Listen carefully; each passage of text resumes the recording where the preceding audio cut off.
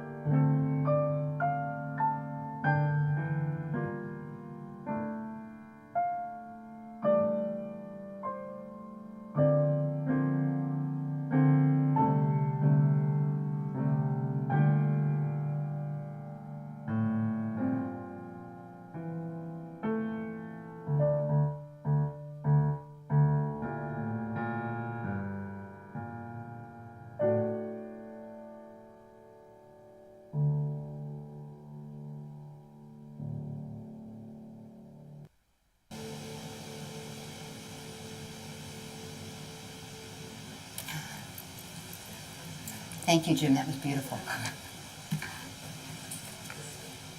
We will now light the chalice. This morning's chalice lighting words are by Reverend Julian Lepp. She is a minister at the Unitarian congregation in Eau Claire, Wisconsin. We seek our place in the world and the answers to our heart's deep questions. As we seek, may our hearts be open to unexpected answers. May the light of our chalice remind us that this is a community of warmth, wisdom, and welcoming of multiple truths. As Fred lights the chalice, that already happened. As Fred lights the chalice here in the sanctuary, please join me in reciting our affirmation. Love is the spirit of this fellowship, and service is its law. This is our aspiration, to dwell together in peace, to seek truth and love, and to help one another. I invite you to light your home chalices or candles. This morning's opening words were chosen by Dave, who is also delivering the sermon. In pre-scientific times, religion was the center of everyday life. For many people, it still is. It is found in everyday life. Even boats are christened. Franklin Delano Roosevelt, while serving as the Secretary of the Navy, was approached by a member of the Women's Temperance Union who complained to him about the sin of christening ships with champagne. Roosevelt replied, "Madam, remember, after a ship has tried alcohol once, it takes to water for the rest of its life."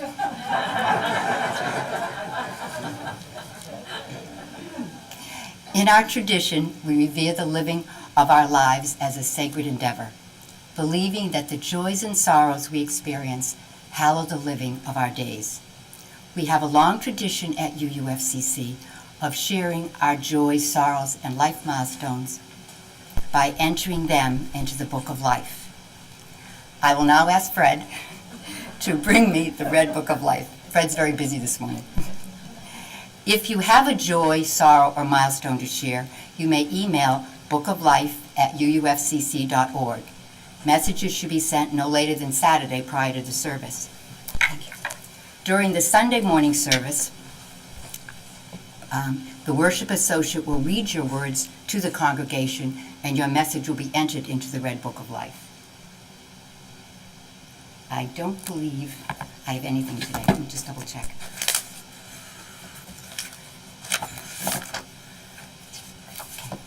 I don't see anything for this morning.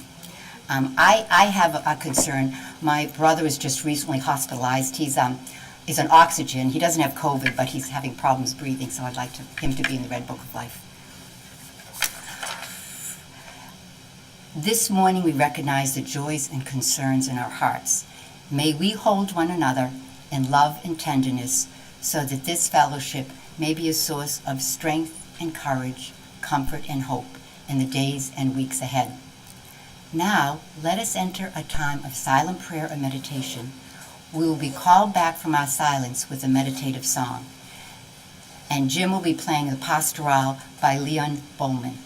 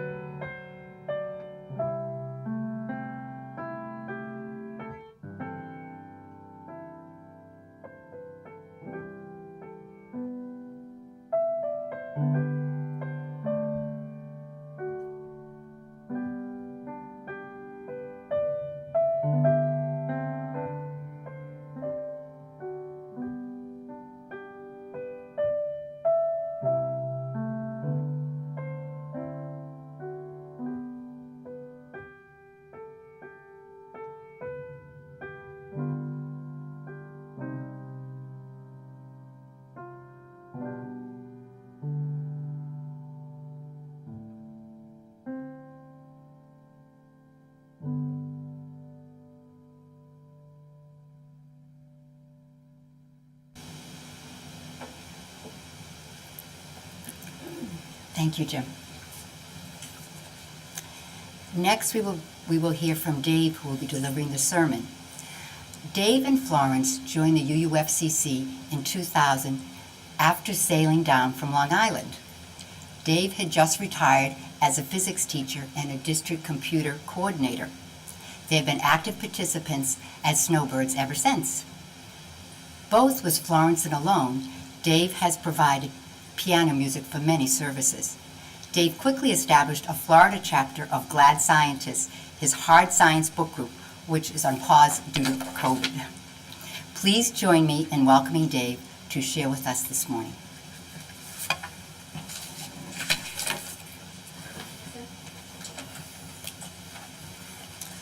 Okay. Good morning.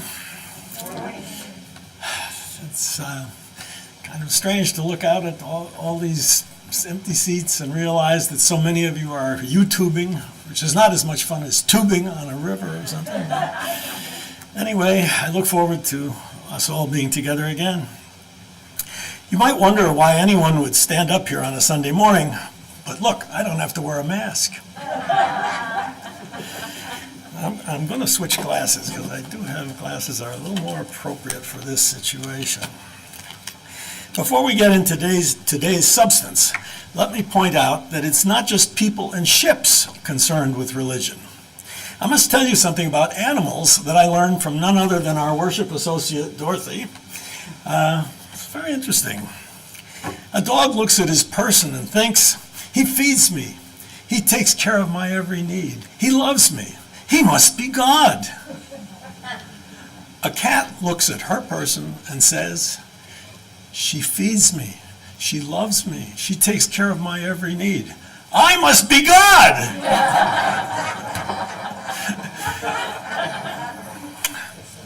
Getting a little more serious. Shades of Grey is not about the book, but rather it is about the way people view their thoughts about religion.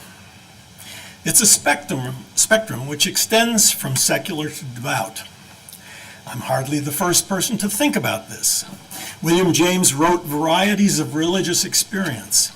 Mark Taylor has asserted that the disappearance of the sacred in modernity is actually the integration of that aspect of human experience with the rest of modern experience.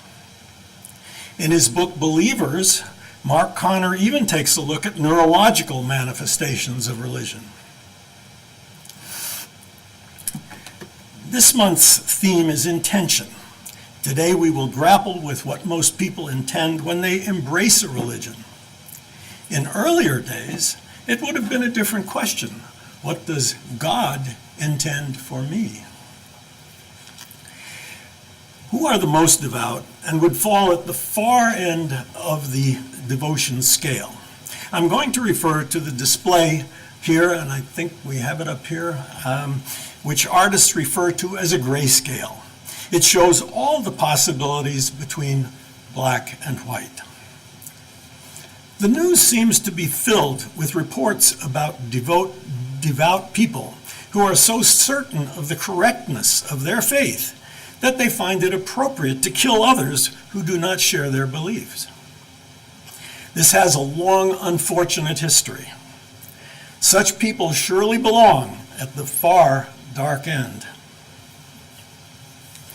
In Leviticus 24, God himself demands stoning as a punishment for blasphemy. The killing of apostates is advocated in the Old Testament and in the Quran, although the Quran tempers its judgment in the case of those who pay taxes to practice their religion. It's true. With the inception of printing, enough thoughtful discussion occurred in the Western world to find ways for people with honest disagreements to live together. Middle Eastern imams were more successful in suppressing books than were Christian priests, so accommodation to others has not been fostered there. Religions which discourage change and growth will not grow. There are, of course, people who believe strongly, but not violently, in the importance of their view of God and religion. They may be evangelists in their hometown or missionaries who risk their lives to bring their version of reality to others. They may be people who strive diligently to honor the teachings of their religions in everyday life. Some become monks, nuns. Some keep kosher or halal homes. Some wear clothing which focuses their thinking. Continuing along the spectrum, you will find the nones, N-O-N-E-S, people who feel spiritual but cannot reconcile themselves with any organized religion. They may even feel ashamed that they are not raising children with religion, but feel that the negatives outweigh the positives. And besides, sports take up so much time. The nuns themselves have different levels of involvement that demonstrate their values. According to the Secular Voices survey of 2019, 26% have been affiliated with a group of like-minded people, such as the American Humanist Association, the Freedom from Religion Foundation, Ethical Culture, or similar. 17% they say they currently belong to such a group.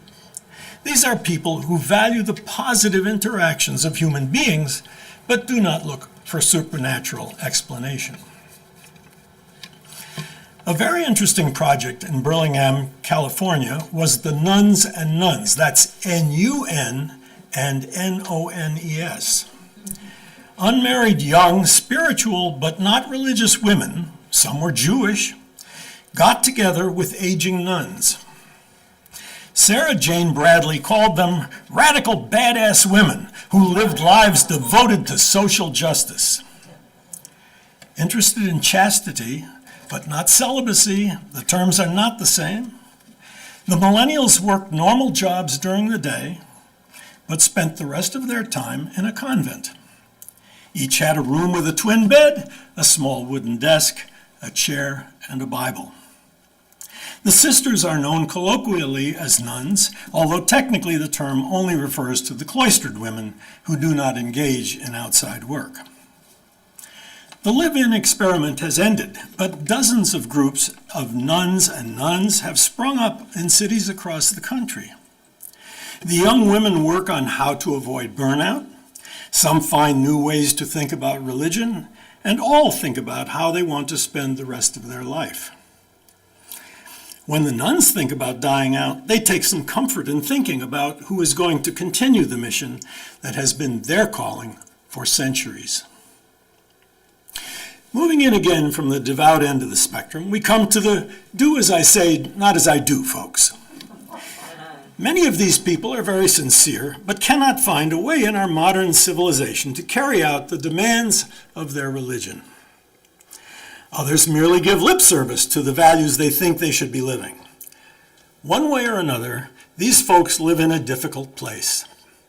If your religion denies the place of medicine in life, your life may suffer. Stress is inevitable if your thoughts cannot be aligned with your life.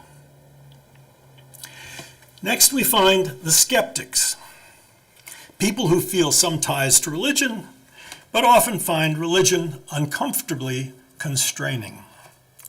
Mark Twain was such a person. He occasionally attended the services of Dr. Doane, rector of the Episcopal Church in Hartford, Connecticut. At the end of one service, he spoke to Dr. Doane, telling him, "I enjoyed your service this morning. I welcomed it like an old friend. I have, you know, a book at home containing every word of it." "You have not," said Dr. Doane indignantly. "I have so." "Well, you send that book to me. I'd like to see it." "I'll send it," promised Twain. The following day, he sent Dr. Doane an unabridged dictionary.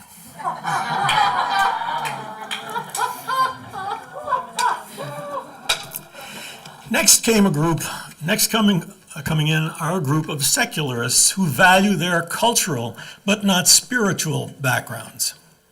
They may be atheists or agnostics, but they celebrate cultural holidays, eat special foods, celebrate the history of ethical teachings and family values. We are familiar with people from Christian families who fit this category. We are familiar with secular Jews. But the concept of a secular Muslim is practically forced from our minds by the daily news. We hear and read only of extremists, yet there are secular Muslims. The reasoning which leads some away from religious thought is not restricted to any group or groups. So it is not surprising that some Muslims will decide to leave religious practice while treasuring cultural heritage. They may be more reluctant than others to acknowledge their thinking because of the vengeance vowed by extremists. The secular end of the spectrum is also highly visible. There are people who seem to value nothing more than the bling of the moment. There is even a saying that those who die with the most toys win. Let's give it the benefit of a doubt and assume it was just a typo. Surely those who die with the most love win. Smack in the middle of the spectrum are mainline Protestants, practicing Catholics, Jews, and Muslims. All centrist, mainline religions seem to be having a tough time. Attendance is sporadic. Many congregations are decreasing, harried on the right by fundamentalists and on the left by cultural secularism. To save money, churches merge with mosques. Temples merge with churches. Some buildings become museums. My personal favorite was a deconsecrated church in London that became a wonderful piano museum. It prospered, became the musical museum, and now resides in a modern building near Kew Bridge. Christianity finds itself in a new place. No modern Martin Luther needs to post theses. John Calvin has been joined by many others offering changes to the Catholic Church. The Catholic Church itself finds itself divided on issues of sexual accommodations, among others. How to be devout in a mainline way seems to be a puzzlement these days. You might be wondering, where do we Unitarian Universalists fit? Since if you ask 2 UUs, you'll get 3 opinions, it's hard to pin down. However, most would probably fit in the left third of the spectrum. It's interesting to consider a subspectrum of devotion, which applies to all religions. That is the spectrum of interaction. It's easy to examine all religions from this perspective, but I will discuss it from the standpoint of Unitarian Universalism. Woody Allen said the most important thing about sex was showing up. Sunday attendance may not be that important, but it does indicate something. On the far left are those who agree with our principles, but never attend a fellowship. Then there are those who show up only at Christmas out of some innate tug from their past life. In the middle are those who come when it is convenient. Further to the right are those who highly value the interaction with others and make every effort to attend every week. To their right are the worker bees who make sure there is something to come to every week. I'm glad that you are here today and not on the far left of that spectrum. May you find your happy place on the spectra of religion and commitment.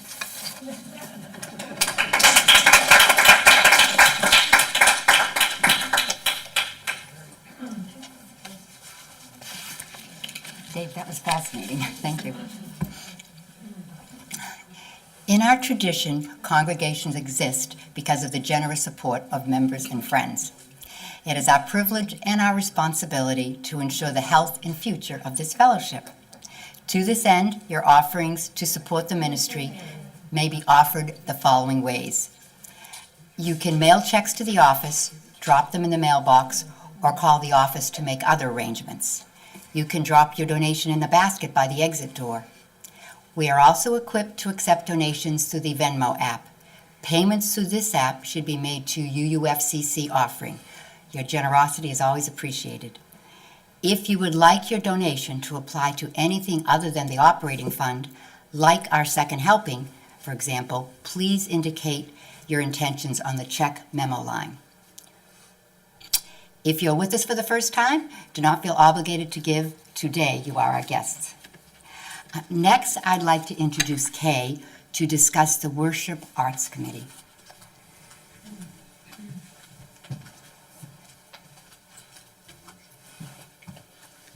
Hey, thank you, Dave. That was fun. So the Worship Arts Committee decided a couple of months ago that we would start highlighting different committees at the services, and we decided we would just go first and do our thing first and set the tone for everyone else. So this is what you would need to know about the Worship Arts Committee. First, are you good at herding cats? Then obviously you like a good challenge. And words, you gotta love them. Just the right ones, the ones that have or give just the special meaning that you want. We gather on Sunday mornings for a multitude of reasons and needs, longing to be inspired, comforted, changed, challenged, opened, loved, forgiven, lifted up, seen, connected, or filled with wonder, among other needs. As worship leaders, we set the desired tone and hold the space for the worshiping body. And you get to do this without ever having to write a sermon. Though you could if you were so inclined. If you were so inclined, not to worry, you would not need to be the worship associate that day. That's the bonus. While we have some extraordinary folks on the team who might once in a while write their own words, we more typically get to work with the regular minister, a guest speaker, a guest minister like Rev. Kathy, or someone else, either from the congregation like Dave or somebody from the community. Additionally, there are lots of other available sources from our own Worship Associate Handbook, the UUA books, and the internet. Sometimes you'll find words that you weren't even looking for, and it's captivating. You also have the advantage of a whole team behind you to help you with the process. You can ask Dorothy about that one of these days, because she's our newest member. Weaving together different components, a worship service serves the whole, the common good, and offers a shared emotional experience. Each worship component has its own relational purpose, a particular reason for connecting us to one another and that which is larger than us. To aid in this purpose, we work closely with the music director, the minister or other speaker, committee chairs who request time in the service, and others from the congregation or community. Worship has a shape and a flow. Its pieces are connected. As a worship leader, you get to decide how and when energy will shift from big and bold to powerfully quiet, although the wise worship leader also responds and follows if those in worship or spirit have other plans. At times you will have the task of coordinating the service with the speaker and shepherding them through how we structure our service, making sure they are comfortable with our space and our procedures. We meet once a month to plan.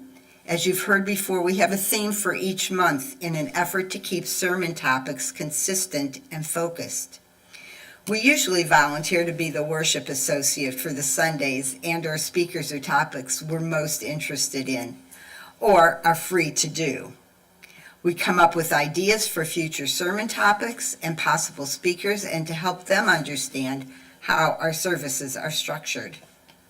For Sunday services, we have a script to follow, though it can be amended as needed. As a worship associate, there are mundane tasks too, like turning on the lights and fans, opening the blinds and getting the chalice ready, getting water for a speaker, and not forgetting the book of life. There are challenges of finding just the right words for the situation and working with the minister or guest speakers and others who are part of the service. The technology team is essential to what we do and help integrate the live, online, and Zoom or YouTube seamlessly. But best of all, there is connection. Getting up here face to face, so to say, with your friends, fellow congregants and visitors to explore new ideas. There is joy in the connections that we make, in being part of a larger whole and getting to spend time with you. If this sounds really intriguing and you would like to know more, catch us after the service or get in touch with us by phone or email. The current members, besides myself, are Laura A., Dennis, Ken, Lori D., Sharon, Dorothy, and Joseph. We invite you to attend a meeting if that would help you decide. New members are mentored through their first solo services until they are comfortable being on their own. If you are interested, we invite you to join the Worship Arts Committee, and I hope to see you soon. Thanks.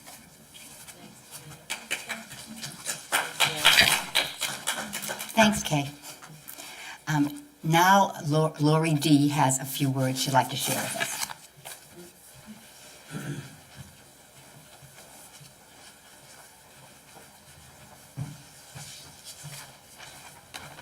Yes, I love taking my mask off. It feels good.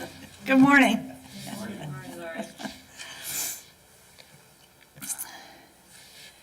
This was a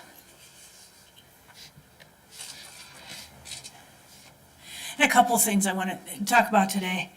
One on a more serious note, but as most of you know, the board has been really pretty busy for several months now dealing with the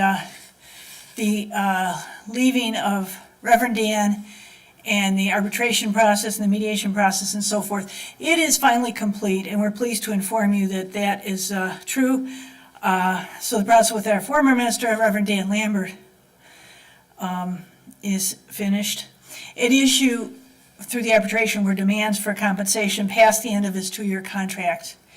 The arbitrators affirmed that UUFCC owed Reverend Lambert no more than what was due under the terms of the original contract. And we had been providing benefits throughout the whole contract period. So that compensation was determined by the arbitrators. This check has been sent, and we are concluded with the separation process. We experienced wonderful things with Reverend Dan and his great skills and abilities, and we had some tough times too, and we're really sad to see that end. But we're relieved that now the process is complete and we can move on. And we are going to be, over the month of February, having some groups. Reverend Kathy will be helping with this to talk about what our options are for new ministers, what the process is. The board's meeting with the UUA representatives so they can tell us more specifics about the processes. There's fewer ministers available now than what used to be. And then we also have to look at our budget and see where we're at with time. And we'll be spending some time speaking with all of you about your preferences, our issues, us being, we might end up with a temporary minister to help us work through some developmental issues and take a look, and so we can be ready for our next minister to come with the most success. And it's a well-developed process through UUA, and they kind of tell us how, give us some ideas and advice that we can choose or not choose to take in this process. So we know that many of you are happy to receive this news to move on, while there are others who have some questions or just want to know more. You're invited to reach out to myself, the rest of the board, others, and also Reverend Kathy's available if you want to talk about the minister end and what might be involved with that. If you missed this will also be coming out in print. It was going to be in the updates, but it's going to be in the next updates. That's why I'm here saying a little bit awkwardly, blah, blah, blah, blah, blah. All right. Anyway, we want to thank you as a board for your patience with this process. I know it's been long. We've been through a lot that we couldn't share, which was very difficult because of employment issues, and it's been difficult for you, and we understand that. So if you have questions and more particulars you need, please let us know. And we'll be happy to take your wishes and your direction in moving forward. Thank you, from all the board, not just me. The other thing I want to say is we are looking for, as you've seen before on our folks coming up here, for some people and many of us it's kind of difficult, so we're looking at accessibility issues of the sanctuary, getting out the door without running into the rock and tripping over the edge of the side of the thing. We've got some issues around here of the structure. So we're definitely going to address that, and I am particularly looking for a few people who are interested in that and being on a small group to help with that. If you know about accessibility issues or construction or other kinds of design issues, please let me know, and we will be getting together very shortly to move ahead with that. So thank you again for your attention and your patience. Appreciate it.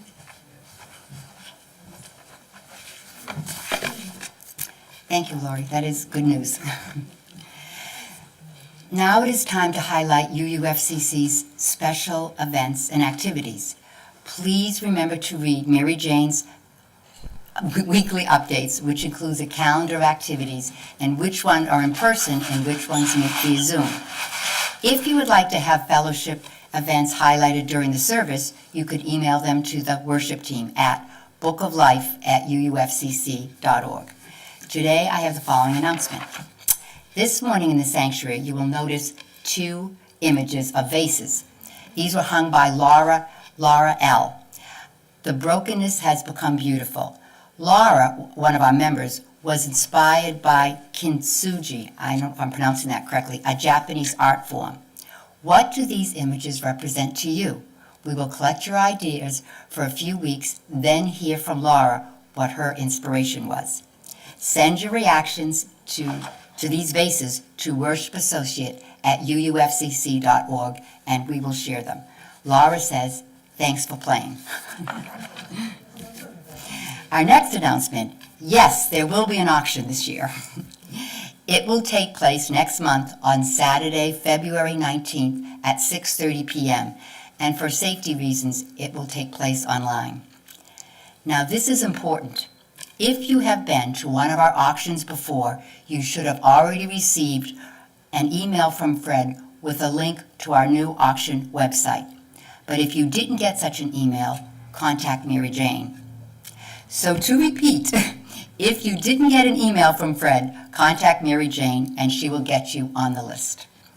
Fred will hold a Zoom session next Thursday at 4 p.m. to demonstrate the website. Mary Jane's weekly updates has the details. The closing words are by Reverend Scott Taylor, a Unitarian minister who helped develop the spiritual packet called Soul Matters. It is entitled The Daring of Our Intentions. May we dare to live from the center of our being. May we make our own choices before others' choices make us. May the fire that burns in our belly light our way. May our collective intention make the world shine anew. And now, please join me in our traditional recitation as Fred extinguishes the chalice. We extinguish this chalice, but not the light of hope, the fire of commitment, or the warmth of community. May those ideals shine in our lives and warm our hearts until we are together again. Following our musical selection, Go Now in Peace, those who are here in the sanctuary are invited to head immediately outside for our social time. Immediately. Remember to keep masks on. For those joining us via Zoom, we'll let you know as soon as the technology is ready for conversation. Thank you, and blessed be.